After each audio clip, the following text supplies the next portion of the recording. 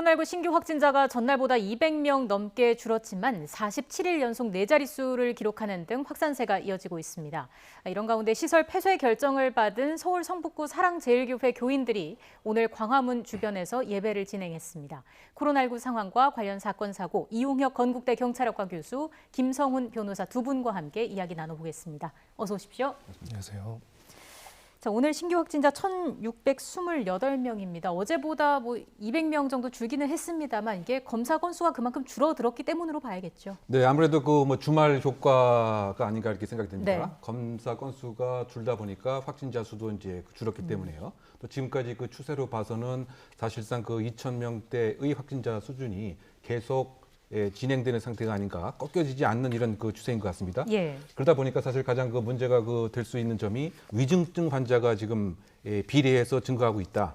그래서 수도권뿐만이 아니고 비수도권 역시 병상 등이 지금 포화 상태로 이런 현상이 가장 위급한 것 같습니다.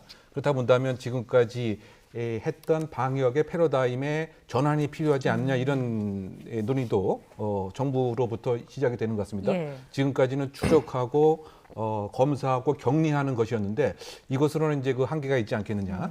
결국은 이 백신을 빨리 확보를 한 다음에 또 자영업자에 대한 적극적인 보상을 전제로 해서 패러다임에 대한 전환이 필요한 것이 아니냐, 이런 논의가 지금 시작되는 상황으로 해석됩니다. 네, 말씀해 주신 것처럼 좀처럼 확산세가 꺾이지 않고 있습니다. 이러면서 이제 내일부터 현행 거리두기 단계가 2주 더 연장되게 됐는데 세부 방역 수칙에서 조금 달라지는 부분이 있습니다. 간략하게 짚어주실까요? 네, 전체적으로는 더 강화된다라고 보면 됩니다. 네. 보통 지금은 이제 10시까지 영업 제한이 있었다면 이제는 9시로 더 당겨졌고요. 9시로 당겨진 대신에 9시 이후에는 이제 포장과 배달만 가능하도록 됐기 때문에 식당과 카페 이제 영업하시는 분들로서 사실 좀 더 어려워지실 것 같습니다.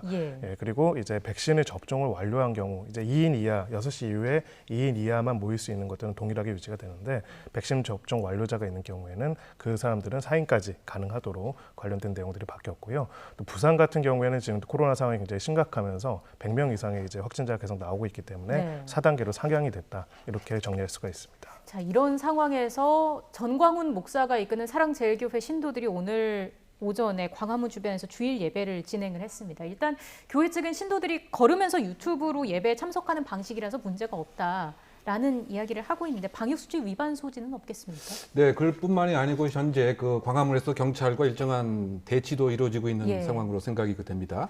그렇다 본다면 지금 전염병 예방법 위반에 관한 사항뿐만이 아니고 집시법 위반에 관한 사항도 있지 않겠느냐, 이러한 지적을 할 수가 있는 대목인데요. 지금 명목 상으로는 유튜브 등을 통해서 야외 예배를 하겠다라고 하고 있지만 실질적으로 보게 되면 이것은 변형된 1인 시위의 가능성이 분명히 있는 것이 아니냐, 이런 생각이 되고요. 또 지금 모인 인원수도 100명을 넘는다고 한다면 지금 방역 수칙에 따르면 교회에서 실내에서 예배를 하는 경우에는 어쨌든 99명을 넘지 못하도록 되어 있죠. 일반적으로 10%를 기준으로 하는데 만약 신도수가 더 넘게 되는 경우에도 99명까지만 되고 있기 때문에 방역 수칙 위반의 가능성도 분명히 있는 것이고요. 더군다나 지금 유튜브를 보면서 걸으면서 야외 예배를 하고 있다고 하지만 어떤 면에 보게 되면은 사실상 이것은 시위의 형식도 있고요. 더군다나 지금 주장하는 바가 문재인 정권에 대한 탄핵에 관한 얘기도 함께 있는다고 본다면 이것은 순수한 종교 집회라고 하는 틀보다는 어쨌든 주장을 하는 집회 시위의 가능성이 상당히 있기 때문에 그렇다 본다면 지금 논의되고 있는 여러 가지 법 집행에 있어서 적극적인 경찰의 조치가 있지 않을까 지금 생각이 되고요. 어쨌든 지금 사랑제일교회에 관해서는 행정력에 관한 여러 가지 지금 확보 차원에서의 시청과 구청의 이러한 관심도 갖고 있는 상태에서 좀 적절한 행동이 더 필요하지 않느냐. 물론 이제 종교의 자유가 중요하냐, 또는 기본권이 중요하냐, 또는 그보다 더 중요한 공공복리의 이익이 중요하냐, 이런 것과 관련돼서는 곧 있을 이 행정법원의 그 집행정지를 우리가 조금 주목을 해볼 필요가 있지 않나 생각됩니다. 네, 사랑제일교회 같은 경우에는 그 대면 예배가 금지된 지난달부터 5주 연속 대면 예배를 이어왔잖아요. 결국에는 이게 폐쇄 명령으로 이어졌는데, 근데 또 법적 근거가 없어서 뭐 강제로 물리적으로 이걸 막을 수 있는 그런 방법은 없다고 하더라고요. 네, 근데 현실적으로는 가능할 수 있는 부분들이 있습니다. 일단은 관련된 규정을 봐야 하는데요. 예. 관련된 규정에서는 이렇게 49조에서 이제 지자체장이 관련된 예방 조치를 위해 가지고 집합 제한 명령을 할 수가 있고요. 그것을 계속 위반할 경우에는 폐쇄 명령을 할 수 있다라고 네. 되어 있고, 또 정당한 이유가 없는 이상 폐쇄 명령을 받은 사람은 폐쇄 명령을 수용해야 한다고 되어 있습니다. 폐쇄라고 원래는 그 폐쇄 명령에 대해서는 관련돼서 이 시설이 폐쇄되었음을 알리는 표시판에 부착하는 것, 네. 것까지가 가능하게 되어 있는데요. 현실적으로는 그런 폐쇄 명령을 따르지 않고, 예를 들어서 물리적인 장애물이 없다는 이유로 폐쇄 명령을 마음대로 안 따라도 되는가 하면 꼭 그렇지는 않습니다. 벌칙 조항에서 폐쇄 명령을 따르지 않은 자에 대해서는 징역 2년 이하의 징역에 처할 수 있도록 처벌할 수 있는 규정을 가지고 있습니다. 예. 그렇기 때문에 이제 물리적으로 표차림을 만들어 놓은 것 외에 현실적으로 이제 막지 않고, 만약에 폐쇄 명령을 받고서도 폐쇄를 하지 않고 그대로 사람들이 자유롭게 출입하게 하거나 거기 그 폐쇄 명령에 따르지 않고 그것을 저항하게 된다면 사실상 징역형까지도 선고받을 수가 있는 거죠. 우리가 감염병 예방법에는 여러 가지 벌칙 조항이 있는데 네. 그 중에서 일반적인 사람으로 하여금 징역형 이상의 처벌할 수 있는 규정은 사실 많지는 않습니다. 예. 그 중에서도 가장 대표적인 게 바로 역학조사 방해죄랑 폐쇄 명령에 관한 부분이기 때문에 현실적으로 규범의 실효성은 있을 것이다, 이렇게 보고 있습니다. 사랑제 예. 근데 이제 사랑제일교회 측에서는 이것을 이제 법리적으로 해석을 이제 해서 네네. 47조에 의하면 소위 말해서 방역 조치를 할 수 있는, 예를 들면 그 시설 폐쇄라든가 통행 제한이라든가 라고 하는 것은 그 장소에 확진자가 발생이 되고 그다음에 그 오염원이 있는 장소에 한해서 이런 것을 할 수 있다라고 네. 하는 이제 주장을 이제 하고 있다 보니까 아무래도 그 구청이나 이런 입장에서도 혹시 이것으로 인한 법 집행 절차에 문제를 야기시키는 것에 부담을 느껴서인지, 사실상 이런 것 때문에 지금 구체적으로 폐쇄 조치에 있어서, 왜냐하면 실제로 이 그 사랑제일교회에서 네. 확진자가 나오지는 이제 않았단 말이죠. 그래서 그것과 관련돼서 사실 논란이 있는 상황으로 생각됩니다. 예. 네, 사실 그 두 조항이 완전히 별개의 조항입니다. 하나는 이제 감염병 확진자가 나온 곳에 대한 폐쇄 조치고요. 예. 지금 47조에 따라서 규정을 하는 거고요. 지금 이제 쟁점이 되는 거는 49조의 감염병 예방 조치입니다. 완전히 별개로 규정이 되어 있고요. 그래서 폐쇄 조치는 실제로 거기에서 환자가 나왔을 경우에 그걸 물리적으로 차단하는 걸 네. 폐쇄 조치라고 하고, 지금 관련돼서 지자체에서 얘기하는 거는 폐쇄 명령입니다. 그래서 그거는 49조에 따라서 실제로 거기서 환자가 나오든 안 나오든 그거랑 상관없이 집합 제한 명령을 몇 회 이상 위반했을 경우에 폐쇄하도록 하는 거기 때문에 원칙적으로 규정이 완전히 다르고요. 그쪽에서는 왜 47조 폐쇄 조치 상황이 아닌데 폐쇄 조치를 하느냐라고 얘기를 하는데, 예. 지금 이거는 행정청에서 폐쇄 조치를 한다고 했으면 말씀하신 대로 그 말이 맞는데 폐쇄 명령을 내렸기 때문에 네. 이 두 가지는 완전히 구분되는 거고요. 폐쇄 명령에 대해서는 원칙적으로는 물리적인 폐쇄가 아니라 이곳은 폐쇄됐습니다, 폐쇄하십시오라고 하는 것이 나와 있고, 또 해당되는 조치에서 그 폐쇄 명령을 따라야 하는 법률적 의무가 있고요. 네. 그 법률적 의무를 위반했을 경우에는 2년 이하의 징역으로 처벌할 수 있는 형사적 조치, 이렇게 구성이 되어 있습니다. 그래서 지금 47조에 근거해 가지고 뭐 이 건에 대해서는 여기서 환자가 안 나오는데 왜 그러냐라는 거는 사실은 처분을 하는 행정청의 처분 내용에 대해서 수범자가 조금 오해하고 있는 것이 아닌가, 그렇게 생각합니다. 이걸 좀 확실히 구분을 해서 볼 필요가 있다라는 말씀을 해주셨고요. 정광훈 목사가 대표로 있는 국민혁명당이 진행하는 1인 걷기 대회도 지금 뭐 계속되고 있습니다. 국민혁명당은 통상적인 정당 활동이다라고 주장을 하고 있는데 이 부분은 어떻게 봐야 될까요? 아까 제가 잠깐 이제 언급한 바와 같이 그 집회, 시위, 결사의 자유는 네. 국민의 그 기본권이죠. 그런데 지금 그 정광훈 목사 측 또는 이 어떤 당 대표로서 하는 그 얘기는 정치적 결사의 자유, 의사 표현을 왜 이렇게 코로나 방역을 빌미로 해서 방해를 하느냐, 예. 이제 이런 그 주장인데요.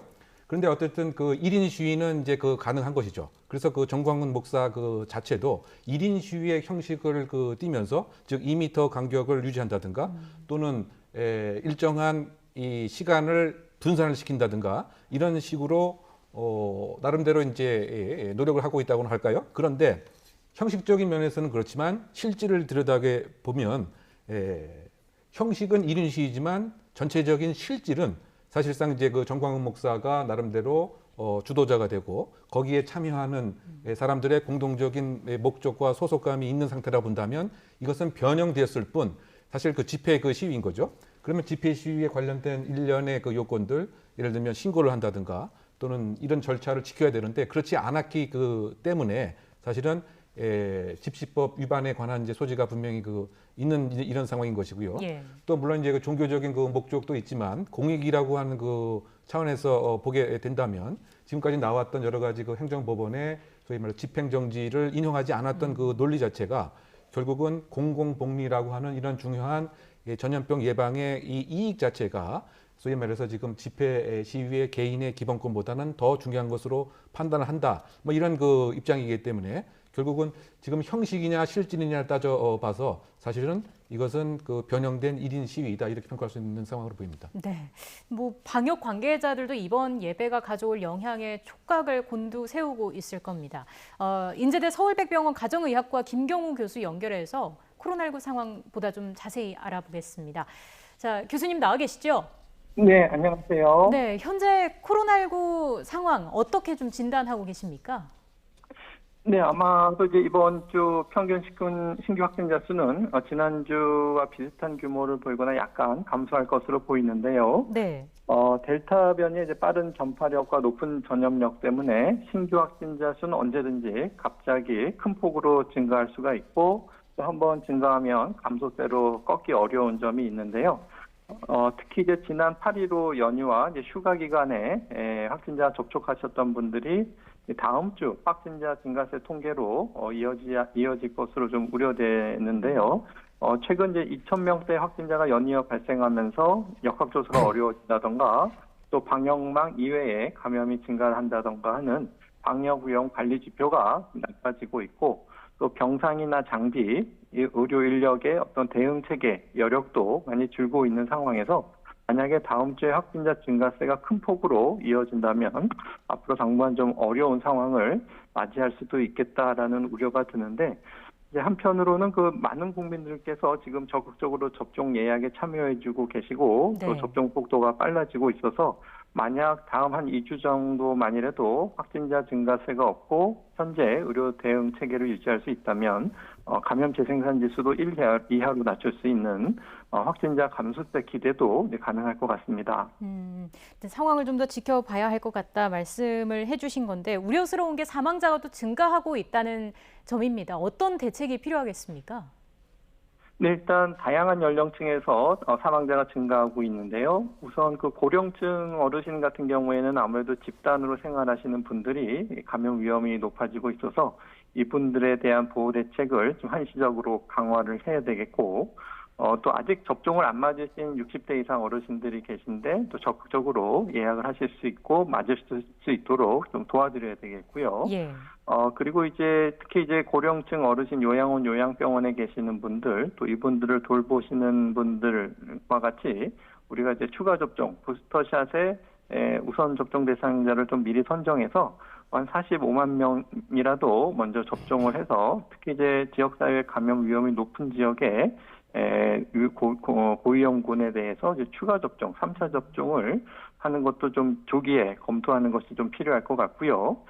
또 아무래도 또 다양한 사망자 중에서는 또 우리가 사후에 또 확진된 사례가 없도록 좀 지역 사회에서 조기에 검사 받을 수 있도록 좀 선제 검사를 많이 받으셔야 되겠고, 네. 또 우리가 병상 효율화를 위해서 중증도 분류를 좀 엄격하게 적용하고 있는데 이것을 좀 완화해서 조금이라도 좀 증상이 심하신 것이 의심되시는 분들은 전담병원에서 적극적으로 진료 받으실 수 있도록 하는 것이 필요할 것 같고, 또 생활치료센터의 환경에 따라서는 좀 어느 정도 방에만 계시지 않고 좀 집단 생활이 가능하시다면 좀 어떤 대면 프로그램도 운영이 가능할 것 같습니다. 그래서 좀 증상이 심하신 분들은 필요한 경우에 의료진이 직접 좀 대면을 해서 또 직접 뵈면은 또 상태 파악을 더 잘할 수가 있기 때문에 그래서 의료진에 대해서도 감염 예방 효과를 좀 올리기 위해서 추가 접종을 통해서 또 PCR 검사를 한다던가 해서 이제 생활센터에서도 좀 어느 정도 되면 진료가 가능할 수 있도록 좀 프로그램을 개선하는 것들도 필요할 것 같습니다. 네, 발빠른 대응이 필요한 상황이고요. 그런가 하면 경북 의성에 있는 한 요양병원에서 환자와 종사자 등 30여 명이 감염이 됐는데 대부분 아스트라제네카 백신을 2차까지 모두 접종을 했는데도 확진이 됐단 말이에요. 이건 어떤 이유로 봐야 할까요? 네, 이제 델타 변이에 대해서 이제 기존 백신의 예방 접종이 어떤 감염 자체를 예방해주는 효과는 좀 감소를 해서 돌파 감염자 수는 아무래도 좀 증가할 수가 있겠는데 우리가 이제 돌파 감염자 수 비중이 많았다는 것은 사실은 돌파 감염자가 많다는 것보다는 그 집단의 접종 완료 비율에 따라서 상대적으로 많은 것처럼 보일 수가 있기 때문에 예. 실제로 이제 감염 예방 효과는 추가적인 분석이 좀 필요할 수가 있겠고요. 또 이제 감염 예방뿐만 아니라 이제 감염되신 분들 중에서 이제 중증화가 어느 정도 됐는가 사실은 이제 더 중요한 부분이 되겠는데 일단 우리나라 국내 돌파 감염자 중에서 중증화로 진행되는 비율은 1% 정도로 알려져 있는데 아무래도 고령층 어르신들은 좀 보다 높을 수는 있을 것 같고요. 그렇기 때문에 아무래도 좀 이런 분들, 특히 이제 여러 가지 밀접 접촉으로 돌봄을 받으셔야 되는 분들 같은 경우에는, 부스터샷 추가 접종을 좀 조기에 해드려야 될 것 같고, 또 이제 종사자, 돌봐드리는 분들은 이제 지역사회에서 출퇴근하시는 경우가 있기 때문에, 네. 이분들의 어떤 감염 예방 효과를 좀 올리기 위해서 이분들에 대해서도 추가 접종을 하는 방안들을 좀 검토하는 것이 필요할 것 같습니다. 네. 교수님, 정부가 이제 현행 거리두기 단계를 2주 더 연장하기로 했잖아요. 그 효과는 어느 정도 있을 것으로 예상하시는지요? 네, 아마도 이제 정부에서는 방역 부담을 주지 않을 것으로 예상되는 범위 내에서 하지만 또 방역 피로도는 완화를 하기 위해서 지금처럼 이제 4단계 지역에 18시 이후에 어떤 사적 모임을 4인까지 확대한 것으로 보이는데요. 네.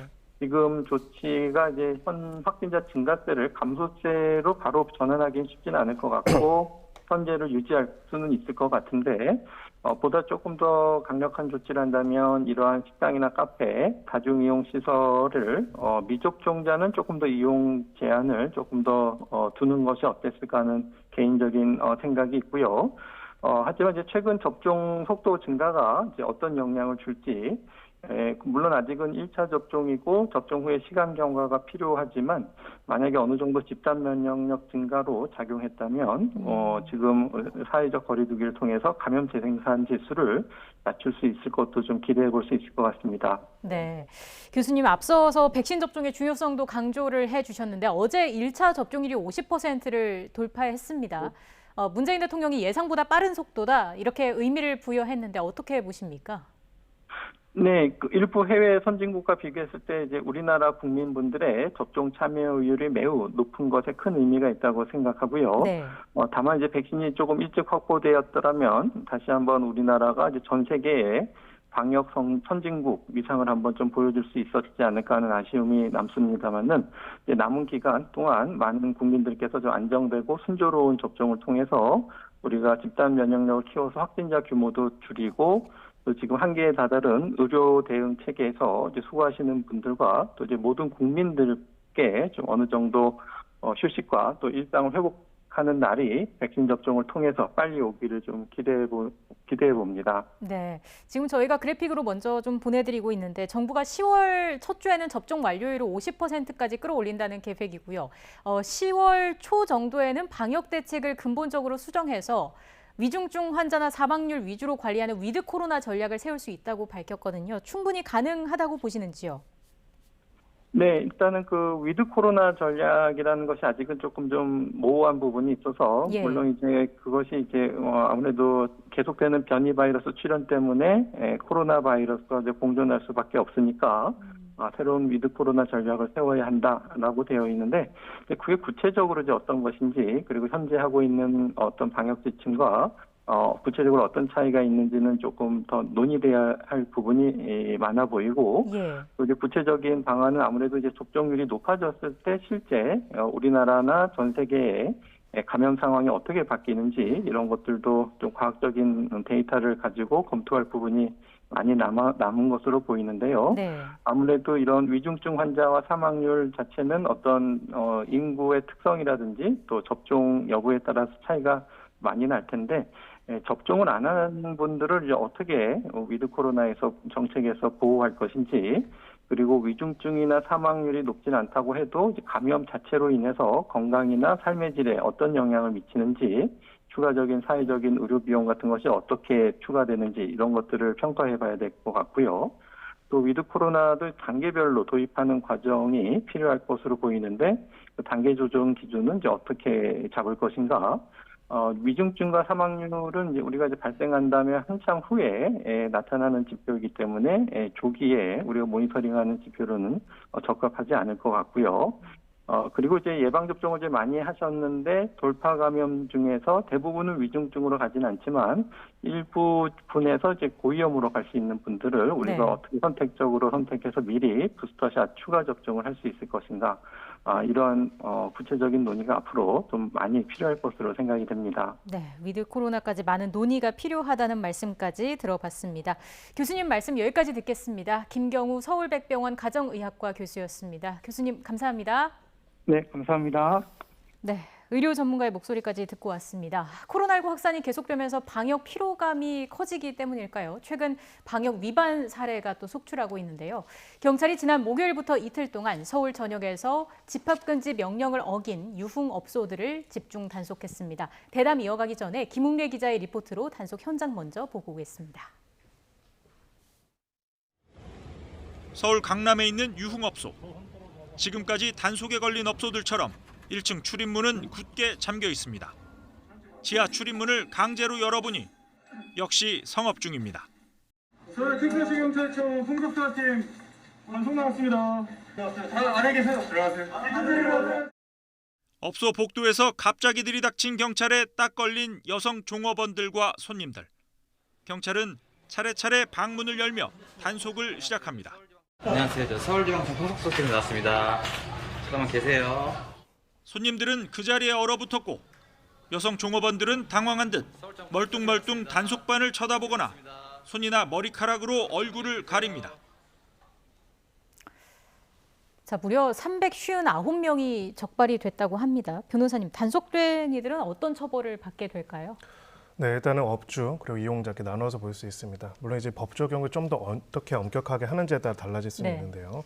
현재 감염병 예방법에서는 이렇게 감염병 예방 조치로서 집합 제한 명령을 위반한 경우에는 그 위반한 자에 대해서는 300만 원 이하의 벌금을 처할 수 있도록 되어 있습니다. 다만 그 중에서도 방역 수칙, 뭐 명부 작성이라든지 마스크 착용이라든지 이런 지침을 위반한 이용자에 대해서는 10만 원 이하의 과태료에 처하도록 되어 있는데요. 예. 현재까지는 그래서 업주는 300만 원 이하의 벌금으로 그리고 손님들은 10만 원 이하의 과태료로 처벌을 하고 있었는데 이 부분과 관련된 실효성에 대한 많은 논란이 있는 그런 상황입니다. 네, 문제는 이런 사례가 좀 반복되고 있다는 건데 아무래도 처벌이 그만큼 좀 약하기 때문이라고 봐야 할까요?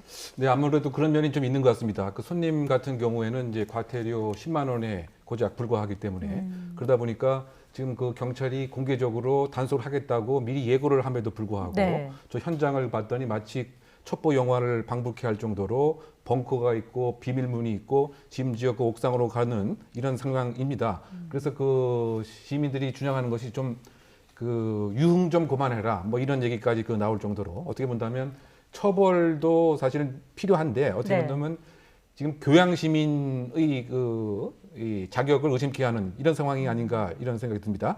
어쨌든 그것을 이 이행력을 그 담보하기 위해서 현재의 과태료 10만 원은 너무 적다. 예. 그리고 해외 같은 경우에는 마스크를 착용하지 않은 것에 대해서 무려 과태료를 1억 원을 부과하는 경우도 그 있었습니다.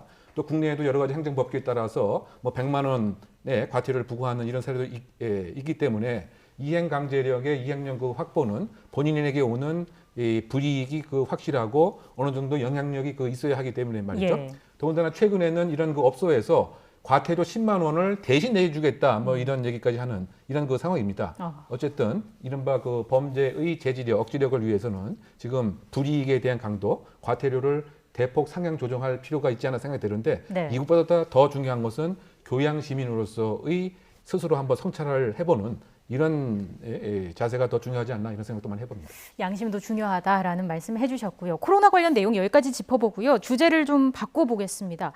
성추행을 당하고 70여일 만에 신고를 한 뒤에 극단적인 선택을 한 해군 여성 부사관이 가해자로부터 2차 가해를 당했다고 국방부가 공식 인정을 했습니다. 먼저 지금까지 확인된 상황을 간략하게 정리를 해주시죠. 네, 그 공군에서 그 여중사 사건이 난 이 비슷한 그 시기에 사실 해군에서도 거의 판박이 같이 똑같은 상황으로 발생을 했다.